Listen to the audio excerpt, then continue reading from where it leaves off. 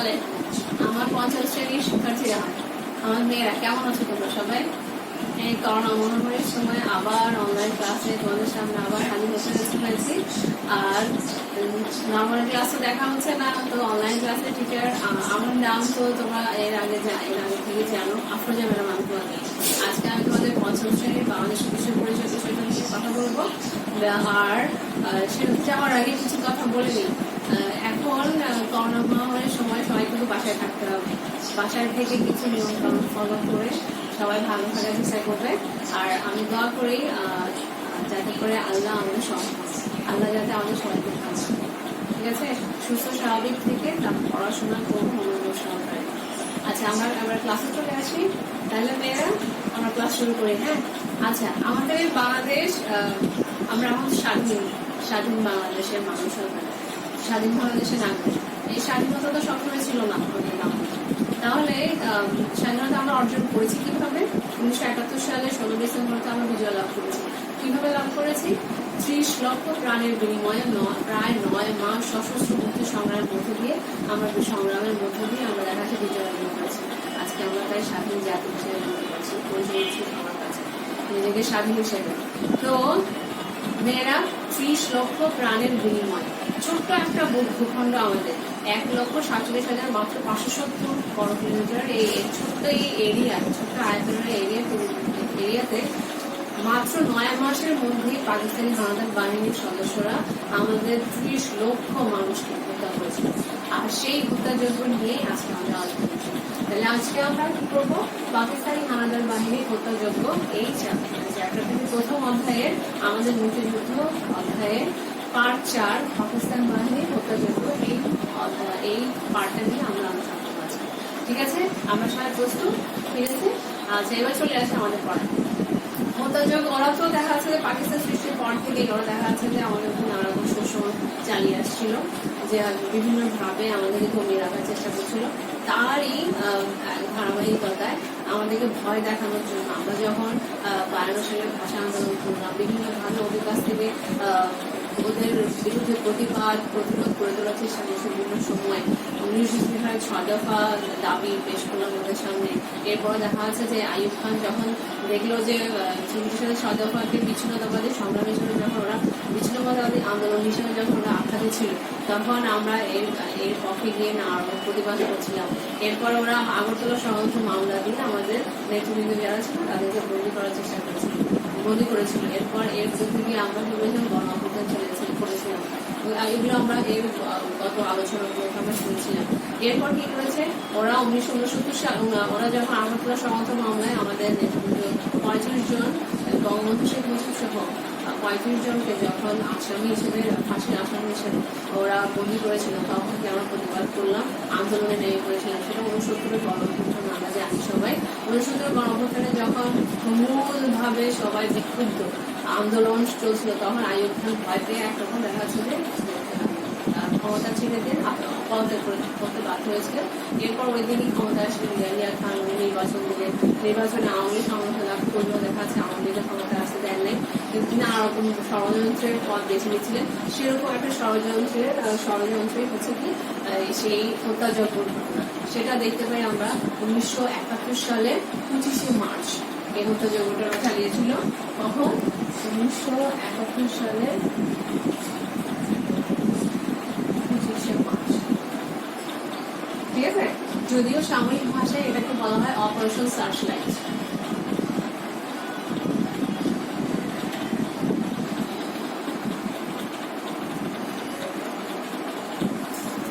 Operation searchlight, ঠিক আছে। এই অপারেশন সার্চলাইটের মূল উদ্দেশ্যই ছিল কি? ধরে ধরে বাঙালিদেরকে হত্যা করা। এই অপারেশন সার্চলাইট 1971 সালের 25, এইটার যদিও এইটার নির্দেশ দিয়েছিলেন ইয়াহিয়া খান, তৎকালীন প্রেসিডেন্ট ছিলেন পাকিস্তানের তিনি। আর এরপরে তার নির্দেশেই রাও ফরমান আলী এবং টিকা খান এইগুলো নকশা তৈরি করেছিলেন। 17 মার্চ একটা নকশা তৈরি করেছিলেন অপারেশন সার্চলাইটে। মূলত 15 মার্চ থেকে শুরু করে 24 মার্চ পর্যন্ত বঙ্গবন্ধু শেখ মুজিবের সাথে আলোচনার ভান করে দেখা যাচ্ছে যে আলোচনা টেবিলে বসিয়ে থাকার ভান করে দেখা যাচ্ছে যে বাঙালিকে দেখাচ্ছিল যে ওরা বাঙালির হাতে ক্ষমতা দিবে, এই ধরনের ভান করে আসলে ভিতরে ভিতরে ওরা এই ধরনের সমরাষ্ট্রের এরকম এই অভিযানের একটা প্রস্তুতি মহড়ার প্রস্তুতি নিচ্ছিল আসলে ইয়াহিয়া খান।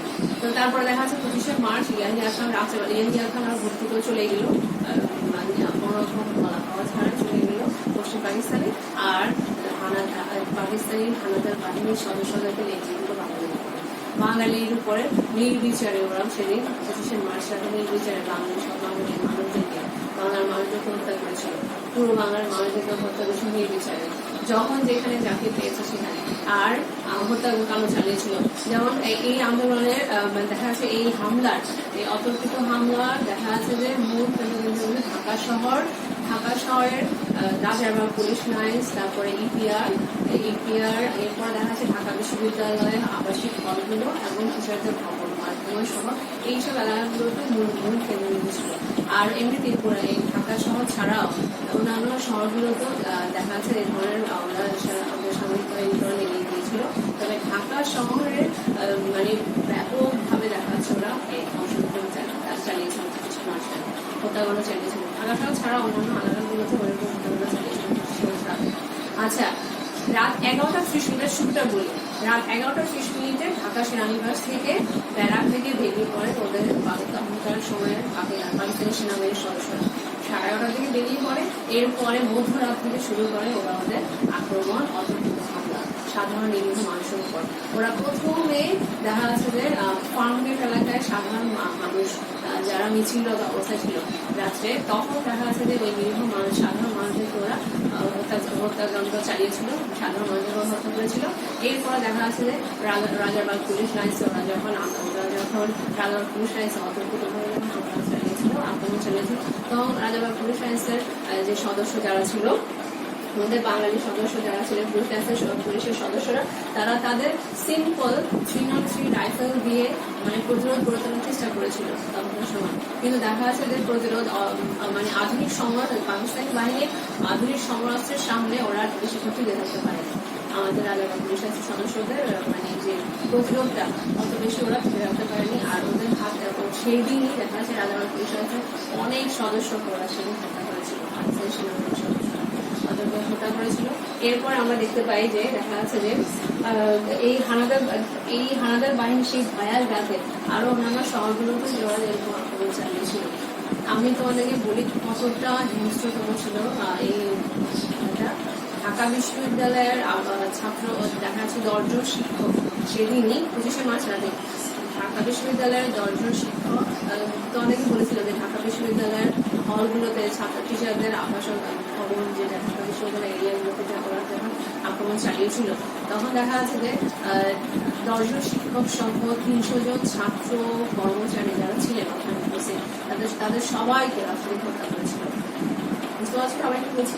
তারপর দেখা যাচ্ছে সেই দিন এই ঢাকা শহরেই, শুধুমাত্র ঢাকা শহরে এই 25শে মার্চ রাতেই 7 থেকে 8,000 মানুষ করে হত্যা করেছিল। বুঝতে পারছি কি বলছি। এরপর জহুরুল হক সংলগ্ন যে হলটার আগে নাম ছিল ইকবাল ঘাট, জহুরুল হক বর্তমানে যেটা জহুরুল হল নামে পরিচিত, সেই হলের পাশে যে রেলওয়ে বসে ছিল সেখানে ওরা আগুন লাগিয়ে ব্যাপক ধ্বংসযজ্ঞ চালিয়েছিল। পুরো ঢাকা শহর দাও দাও করে আগুন লেগেছিল। আর মানে হাহাকার এক নিষ্ঠুরতা দেখছিল সারা ঢাকা শহরে, তখন নিষ্ঠুরতা চলছিল। সারা দেশের বিভিন্ন শহরগুলোতে সেগুলো চালিয়েছিল। সেনানিবাসের বিভিন্ন সেনাদের কিন্তু দেখা যাচ্ছে যে বাঙালি যে সেনা সদস্য ছিল তাদেরকে ওরা হত্যা করেছিল। বুঝতে পারছি কি বলছি। তাহলে কতটা নির্মম ভয়াবহ হত্যাকাণ্ড ওরা ঘটিয়েছিল। আর এই জন্যই এই রাতকে আমরা কাল রাত বলে থাকি। কি নামে ডাকি? কাল রাত।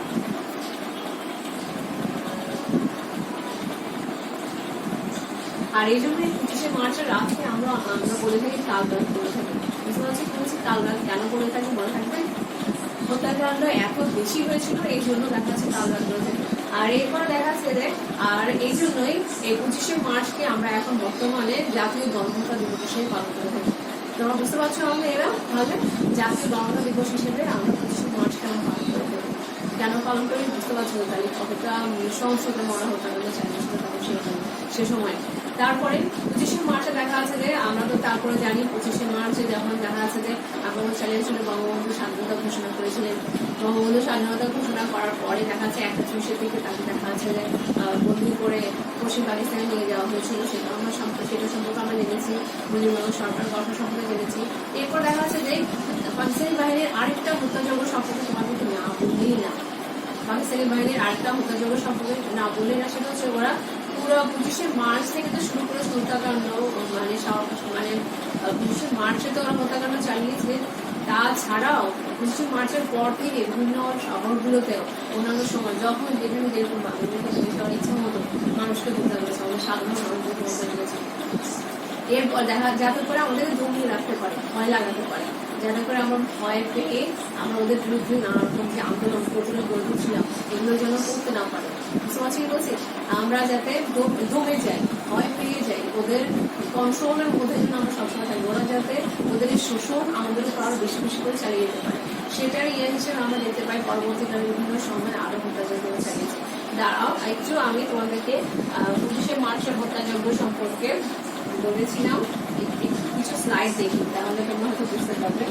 দেখো 25শে মার্চের অপারেশন 25শে মার্চ 1971 সাল অপারেশন সার্চলাইট ও স্বাধীনতার আনুষ্ঠানিক ঘোষণা। 7 মার্চ থেকে 25শে মার্চে যে রাজনৈতিক ঘটনা প্রবাহ হয়েছিল, দেখো অফিস আদালত, তারপরে দেখা যাচ্ছে তোমার দোকান পার্টিগুলো কিন্তু সব কিন্তু বন্ধ হয়ে গেছিল, শিক্ষা প্রতিষ্ঠান সব বন্ধ হয়ে গেছিল। এরপরে সবকিছু দেখা যাচ্ছে যে বঙ্গবন্ধু নির্দেশনায় পরিচালিত হতো। আমরা এখানে ছবি দেখতে পাচ্ছি কয়েকজনে, দেখো বঙ্গবন্ধু শেখ মুজিবের ছবি দেখতে পাচ্ছি, ইয়াহিয়া খানের ছবি দেখতে পাচ্ছি, তারপরে দেখা যাচ্ছে যে জুলফিকার আলী ভুট্টো। সেদিন দেখা যাচ্ছে 25শে মার্চে দেখা যাচ্ছে যে ইয়াহিয়া খান আর জুলফিকার আলী ভুট্টো এরা দুইজন কি করেছিল, বাঙালির উপরে দেখা যাচ্ছে সেনাবাহিনী লেলিয়ে দিয়ে ওরা কি করেছিল, সেই রাতেই চলে গিয়েছিল পশ্চিম পাকিস্তান। এত নিষ্ঠুররা। তারপর দেখো সেনাবাহিনী, তারপর ওদের গোলা বারুদ সমরাস্ত্র। তারপরে দেখো 17 মার্চ 1971 সালেই দেখা যাচ্ছে যে এই যে কিতাব খান আর রাও ফরমান আলী এই দুজন ব্যক্তি কি করেছিল, এই 25শে মার্চের অপারেশন সার্চ লাইটের নীল নকশা তৈরি করেছিল। আমরা সেটা দেখতে পাচ্ছি কিভাবে কোন কোন শহরগুলোতে, ঢাকা শহর সহ অন্যান্য শহরগুলোতে কিভাবে ওরা আক্রমণ চালাবে সেই সম্পর্কিত ওদের যে নীল নকশা ছিল সেটা। তারপরে দেখো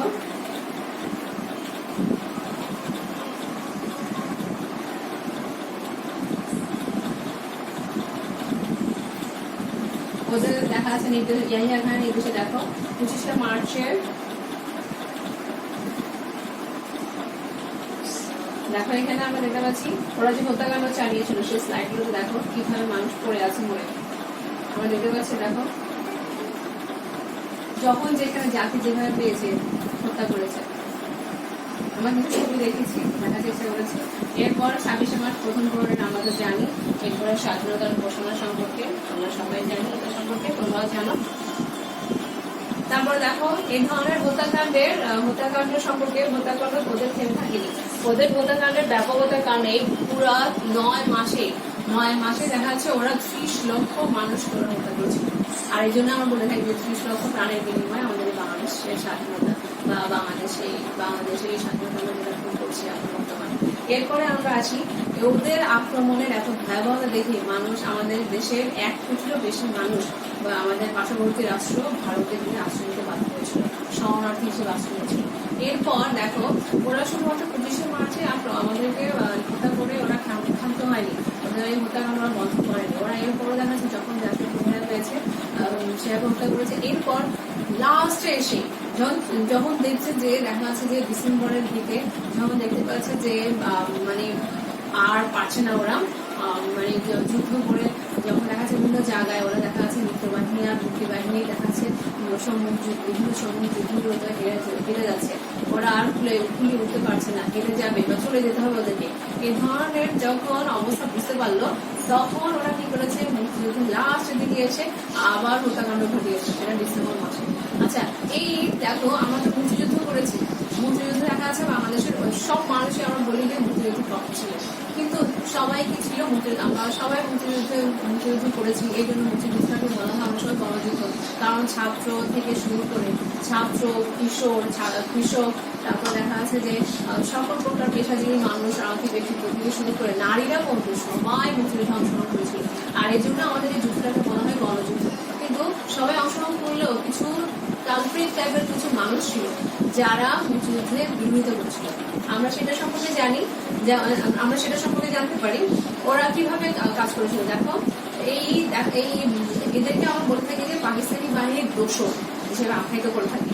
যেমন আমরা দেখেছি ব্রিটিশ পিরিয়ডে দেখা যাচ্ছে যে সিরাজউদ্দৌলার পতনের পেছনে মীর জাফরের মতো, হাসিতি বেগমের মতো এই ধরনের মানুষগুলোর বিশ্বাসঘাতকতা কাজ করেছিল, যেটার কারণে দেখা যাচ্ছে যে 25 বছরের মতো প্রায় 200 বছরের মতো আমরা দেখা যাচ্ছে ব্রিটিশদের অধীনে ছিলাম। মীর জাফরের বিশ্বাসঘাতকতার কারণে সেদিন পলাশীর প্রান্তরে দেখা যাচ্ছে যে আমাদের স্বাধীনতার সূর্য অস্তমিত হয়েছিল পলাশীর যুদ্ধে, ঠিক মীর জাফরের বিশ্বাসঘাতকতার কারণে। ঠিক সেরকমই দেখা যাচ্ছে যে মানে আমাদের স্বাধীনতার পক্ষেও, স্বাধীনতার পক্ষ শক্তিকে নির্মূল করার জন্য বিপক্ষেও কিছু শক্তি গড়ে উঠেছিল। মুক্তিযুদ্ধের বিপক্ষে অবস্থান নিয়েছিল যারা, সেই ধরনের কিছু শক্তি ছিল। আর এরা কিছু সংগঠন গঠন করেছিল। আর এইসব সংগঠনগুলো হচ্ছে রাজাকার, আল বদর, আল শামস, শান্তি কমিটি, এ ধরনের বিভিন্ন রকমের প্রতিষ্ঠান বা সংগঠন গড়ে তোলার চেষ্টা করেছে, যাতে করে পাকিস্তান বাহিনীকে ওরা সাহায্য করতে পারে। পাকিস্তান সেনাবাহিনীর সদস্যদেরকে ওরা এভাবে করে সাহায্য করেছিল। এবং সাহায্য করে ওরা কিভাবে সাহায্য করেছিল, যাতে করে পাকিস্তানি বাহিনীর মানুষরা তো দেখা যাচ্ছে, পাকিস্তানি বাহিনীর সদস্যরা তো বাংলা বোঝে না। বাংলাদেশের পথ ঘাট, কোথায় নদীমাতৃক বাংলাদেশ, এক জায়গা থেকে আরেক জায়গায় যাওয়ার জন্য দেখা যাচ্ছে কিভাবে যেতে হবে, বাংলাদেশের আনাচে গ্রামগঞ্জগুলোতে কিভাবে ঢুকতে হবে, সে সম্পর্কে তো ওরা তো জানতো না। কিন্তু এইসবগুলো সেনাবাহিনীর সদস্যদেরকে এইসব রাজাকার, আল বদর, আল শামস, শান্তি কমিটির এইসব সদস্যরাই সাহায্য করেছিল। কিভাবে পথ চিনিয়ে নিয়ে গিয়েছিল, ভাষা বুঝিয়ে, বিভিন্ন জায়গায় ভাষা বুঝিয়ে দেখা যাচ্ছে পথ চিনিয়ে মুক্তিযোদ্ধাদের নামের তালিকা তৈরি করে দিয়েছিল বিভিন্ন এলাকায়। মুক্তিযোদ্ধাদের নামের তালিকা, ওদের ঘর বাড়ি, এগুলো পরিচিতি, এগুলো সবের তালিকা তৈরি করে এই পাকিস্তানি বাহিনীর সদস্যদের হাতে দিয়েছিল। আর এই কারণে দেখা যাচ্ছে পাকিস্তানি বাহিনীর সদস্যরা এত ব্যাপক ধ্বংসযজ্ঞ চালাতে পেরেছিল। আর না হলে কিন্তু পাকিস্তানি বাহিনীর সদস্যদের পক্ষে গ্রামগঞ্জে ঢুকে, আনাচে বিভিন্ন শহর এলাকা ছাড়া গ্রামগঞ্জে ঢুকে বিভিন্ন জায়গায় গিয়ে এত বেশি হত্যাযজ্ঞ চালানো আমার মনে হয় এতটা সম্ভব ছিল না। যদি আমাদের এই দেখা যাচ্ছে যে বলে না ঘরের শত্রু বিভীষণ বলে না, ঠিক সেরকম অবস্থা। দেখো আমাদের এই শত্রুরা, ঘরের শত্রুরা যদি সেদিন পাকিস্তানি বাহিনীর সদস্যদেরকে সাহায্য না করতো, তাহলে দেখা যাচ্ছে যে হয়তো এত ধ্বংসযজ্ঞ ব্যাপক আকারে ঘটা চলা পারতো না, হয়তো আরো আগেই হয়তো বাংলাদেশ স্বাধীন হয়ে যেতে পারতো। এই দোষরদের কারণে পাকিস্তানি বাহিনী, হানাদার বাহিনীর দোষরাই ব্যাপক হত্যাযজ্ঞ চালাতে সাহায্য করেছিল সেদিন। এরা দেখা যাচ্ছে যে পথ নিয়ে, ভাষা বুঝিয়ে বিভিন্ন জায়গায় গ্রামগঞ্জে নিয়ে গিয়েছিল।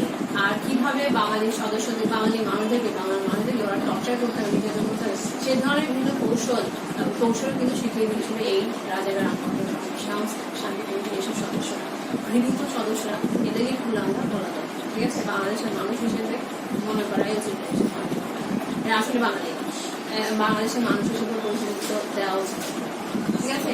এইসব মানুষদের গৃহীত কর্মকাণ্ডের কারণে দেখা যাচ্ছে যে অনেক বেশি হত্যাযজ্ঞ চালাতে পেরেছিল তখনকার সময় পাকিস্তান বাহিনীর সদস্যরা। এরপর দেখা যাচ্ছে যে এদের সাহায্যতে দেখা যাচ্ছে ধ্বংসযজ্ঞ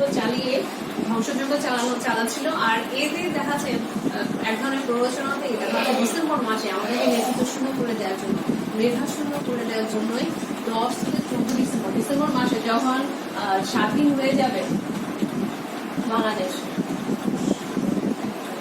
নামক একটা স্বাধীন রাষ্ট্রের অভ্যুদয় হতে যাচ্ছে, তখনই দেখা যাচ্ছে যে 10 থেকে 14 ডিসেম্বর মুক্তিযুদ্ধের একদম শেষ প্রান্তে এসে দেখা যাচ্ছে যে বাংলাদেশকে নেতৃত্ব শূন্য করে দেওয়ার জন্য, মেধা শূন্য করে দেওয়ার লক্ষ্যে দেখা যাচ্ছে এই মানুষগুলোর প্ররোচনাতেই দেখা যাচ্ছে যে পাকিস্তানি হানাদার বাহিনীর সদস্যরা কি করেছিল, দেখা যাচ্ছে যে এক ধরনের নীল নকশা তৈরি করেছিল, যাতে করে আমাদের বুদ্ধিজীবী মানুষ যারা দেখা যাচ্ছে যে নেতৃত্ব দিতে পারে, সাধারণ মানুষকে বোঝাতে পারে, সাধারণ মানুষের মধ্যে জনমত তৈরি করতে পারে, সে ধরনের ক্যারিজমেটিক পাওয়ার যাদের আছে সে ধরনের মানুষগুলোকে হত্যা করার জন্য চেষ্টা হত্যা করেছিল 10 থেকে 14 ডিসেম্বর। সে ধরনের ওদেরও নামের তালিকা তৈরি করেছিল, কাদের করা হত্যা করবে, হত্যা করেছিল, সেরকম ওদের প্ল্যান প্রবর্তন করেছিল এবং ওদেরকে হত্যা করেছিল।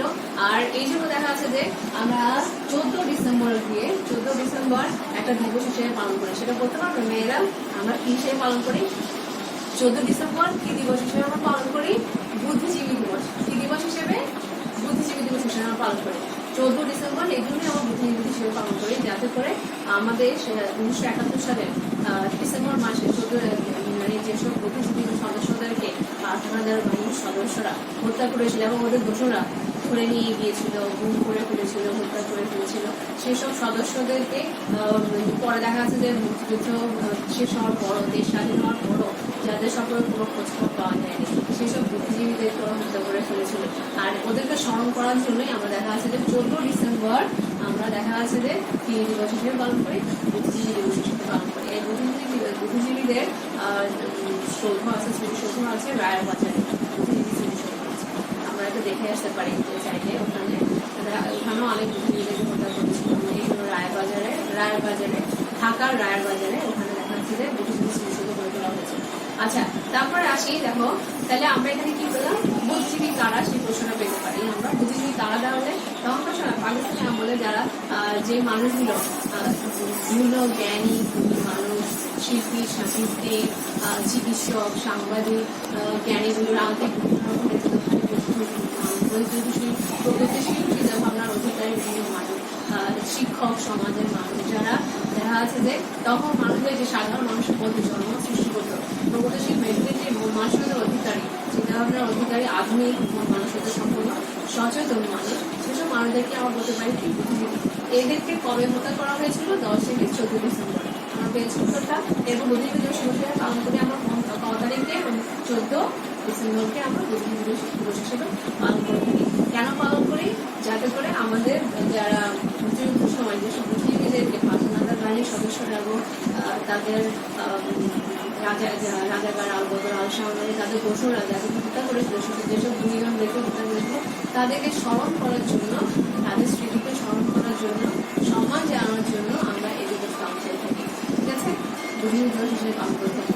আচ্ছা, এরপরে আসি, দেখা যাচ্ছে যে বুদ্ধিজীবী দিবস হিসেবে পালন করি কেন সেটা আমরা জানলাম। আচ্ছা, বুদ্ধিজীবী দিবস পালন করার উদ্দেশ্যও তো আমরা জেনেছি। তারপরে দেখো, এবার আসি বুদ্ধিজীবী দিবসের আমাদের বইয়ে দেখা যাচ্ছে যে বইয়ে দেখো আমরা কয়েকজন বুদ্ধিজীবীর ছবি সম্পর্কে দেখতে পাচ্ছি। অধ্যাপক, তোমাদের বইয়ে তোমরা দেখতে পাবো কয়েকজন বুদ্ধিজীবী আছেন। অধ্যাপক গোবিন্দচন্দ্র দেব, তারপরে দেখা যাচ্ছে যে অধ্যাপক মনির চৌধুরী, অধ্যাপক জ্যোতির্ময় ঠাকুরতা, অধ্যাপক রাশিদুল হাসান, সাংবাদিক সেলিনা পারভীন, ডক্টর আলিম চৌধুরী, ডক্টর আজহারুল হক।